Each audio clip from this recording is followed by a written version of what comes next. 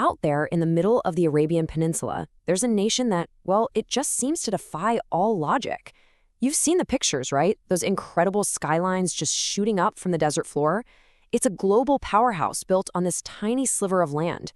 So this is the story of Qatar, a nation that really, by all accounts, shouldn't even exist. I mean, seriously, try to find it on a world map. It's almost invisible, just this tiny little finger of land poking out into the Persian Gulf. You could literally drive across the entire country in an afternoon. And yet, from that tiny footprint, it projects this absolutely immense global power. And this is the engine behind it all. This number is just, it's almost hard to believe. It's one of the highest incomes per person on the entire planet. We're not just talking about wealth here. No, this is the fuel that literally transforms sand into a city from the future. So it all boils down to this one huge question. How on earth did this happen? How did a tiny patch of desert become one of the wealthiest, most influential nations on the planet? Well, the answer, it's this incredible story of chance, crazy ambition, and one single resource that just changed absolutely everything. It's a journey from a pretty much forgotten coastline all the way to the world stage. All right, so let's rewind. Before all the skyscrapers, before they ever heard of natural gas, Qatar's entire economy was tied to something much older, something that shimmered just beneath the waves of the Gulf. We're talking about pearls. For centuries, that was it. That was the heart of their world. But that world, it was about to completely vanish. And the speed of this change is just, it's staggering. Think about it. In the 1920s, the nation's lifeblood, the whole pearling industry, just collapses. Total disaster. But then they find something else, oil. A few decades later, in '71, Qatar finally gets its independence and starts calling its own shots. But the real game changer, the big one, didn't come until the 90s. And it wasn't just oil. It was the third largest natural gas reserve in the entire world. Qatar didn't just find a new resource, they basically hit the ultimate lottery. Okay, so with what seemed like an endless fire hose of cash, Qatar kicked off one of the most ambitious national building projects, well, in human history. The goal? To build a brand new, modern nation, a future that wouldn't depend on oil, right there in the middle of the desert. $220 billion. Let that sink in for a second. That was the estimated price tag just for the infrastructure needed to host one single sporting event, the 2022 FIFA World Cup. That number tells you everything about their core strategy. Use unbelievable amounts of money to build a modern country literally out of sand and pure ambition. But listen, this whole plan goes way beyond just stadiums. They built something called Education City, where they literally imported satellite campuses of major Western universities to create a homegrown knowledge base. Then they built a science park to turn all that knowledge into actual industries. They even became the world's biggest buyers of art, investing in culture. So the key takeaway here is this. They're not just throwing money around. This is a very calculated bet on a future where their wealth comes from ideas, not just from what they can dig out of the ground. But all of this super fast development, it created one of the most unique and frankly, one of the most challenging social situations you'll find anywhere on Earth.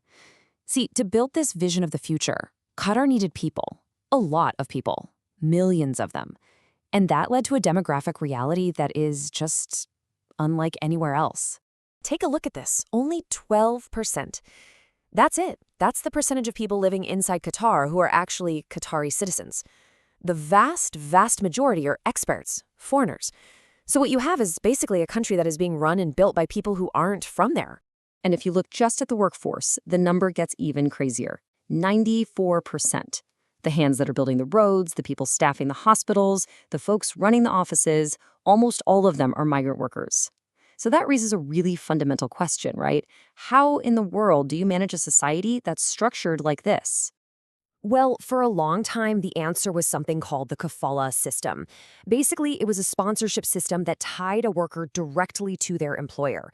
And this gave the sponsor a huge amount of power over that worker's life. Now, facing a lot of international pressure, Qatar has made some really significant reforms. They've brought in a minimum wage and have mostly dismantled that old system to try and improve labor rights.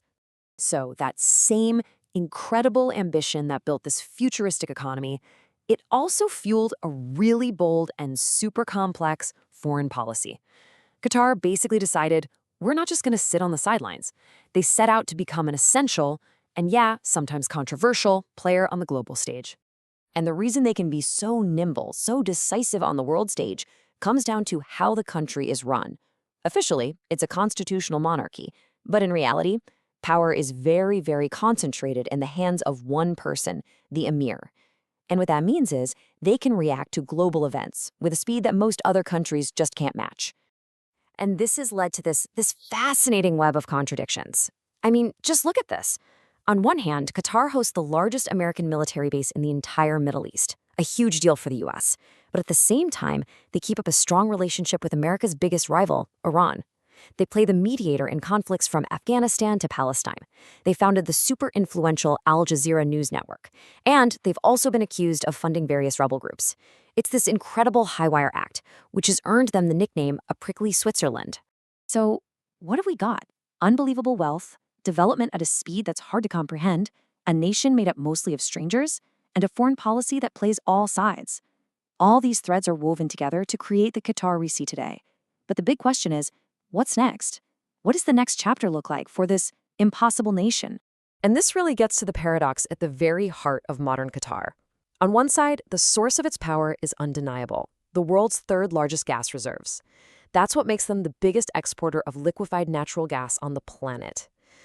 But all of that comes at a really steep price, giving them the world's largest carbon footprint per person. So you have a nation that's powering the world, while also having this massive environmental impact. And that right there is the core challenge. It's even captured in the government's own mission statement. How do you build this hyper-modern, globally connected society while also holding tight to your traditions, your religion, your cultural heritage? It's this incredibly delicate dance between the future and the past, between being global and staying local. Which brings us to one last really big question. Is what we're seeing in Qatar a blueprint for the future? You know, a new way for a nation to use its resource money to build a sustainable, knowledge-based economy? Or is this whole glittering mirage this impossible nation? Is it all just a palace built on sand? Beautiful for sure, but totally vulnerable to the changing winds of energy markets and politics? Honestly, the final answer is still being written.